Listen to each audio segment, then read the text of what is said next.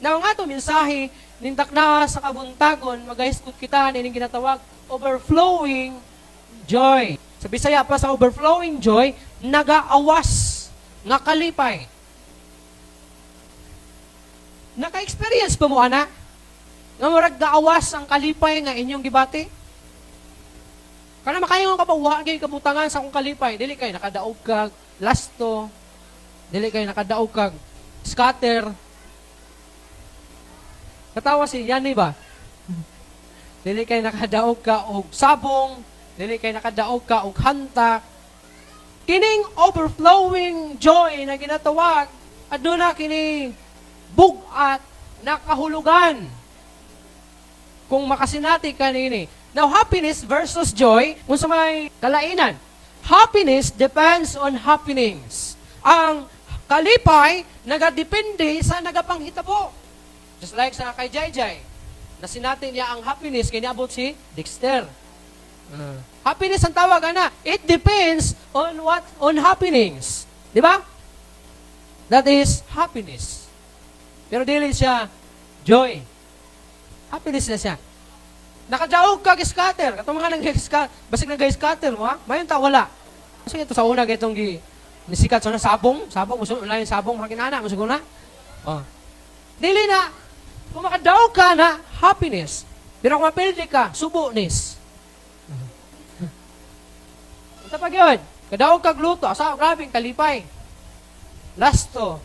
Ito pa gyud. It depends on what happened. It depends on happenings. While joy is the satisfied state of the soul. Na ay katagbawan ang imuhang kalag. Mao na siya ang joy. Nabuhat pasabot ani, bisag walang-wala ka sa kinabuhi, gibati nimo kini nga kalipay. Bisan og nakakay balatian, gibati nimo kini nga kalipay. Because the Lord is with you. Kana bitong nakakaisakit, anya bisan gingna naka sa doktor nga dili naka magdugay, mamatay na ka but still wala ka mahadlok. There is joy na gibati nimo. Because satisfied ka. That is joy. Satisfied ang imong kalag nimo na mamatay ka karon ugma o sunod adlaw o sa umabot na adlaw, ma 6 months man o ma 1 year ang tagal sa doktor. You're experiencing joy because kabalo ka naluwas na ka. Kabalo ka na anytime abot si Mr. Kamatayon, ready na ka, andam na ka, wala na kay kahadlukan sa imong kinabuhi. Namingon ka, Lord. Ano ang giingon ni Pablo? For to me to live is Christ and to die is gain. So mauna abot, pasabot, na kining kalipay sa katagbawan, ang kung nimo kinakalipay tungod sa katagbawan diya sa sulod nimo. Nabisan wala kay pugas, malipayon ka because you know, nakakay Ginoo, ug nakabalo ka na dili ka pasagdan sa Ginoo. Wala kay kwarta, nakakay sakit, pero nakakay kalipay sulod sa imo because kabalo ka na dili ka pasagdan sa Ginoo. Mao na ang joy.